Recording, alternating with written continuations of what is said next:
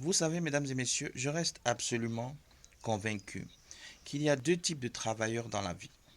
Il y a ceux qui sont appelés à travailler pour l'argent et ceux pour qui l'argent est appelé à travailler pour eux.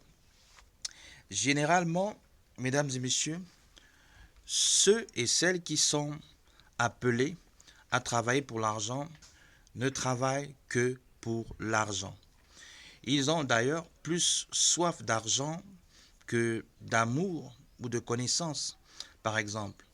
Sont dans leur activité quotidienne plus guidés par l'appât du gain, l'intérêt pécunier ou marchand plutôt que par des considérations humaines, amicales, familiales ou communautaires.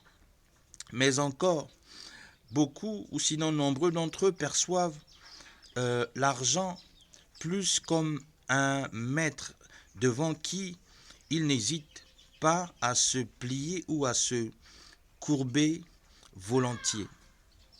Par contre, mesdames et messieurs, pour ceux et celles pour qui l'argent est appelé à travailler pour eux, il est important de noter qu'ils ne perçoivent pas l'argent comme étant un maître. Autrement dit, l'argent n'a pas vocation à être un maître, encore moins un esclave, mais plutôt que l'argent devrait être vu par la plupart d'entre nous comme un serviteur qui doit impérativement être soumis à une certaine discipline et qui doit également se nourrir de la force de travail de ses maîtres et des nombreuses qualités qui les caractérisent et qui peuvent éventuellement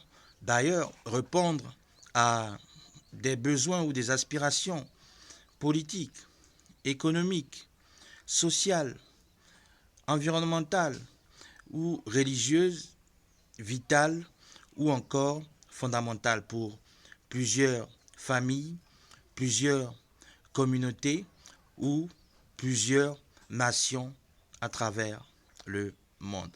Que quelqu'un médite là-dessus.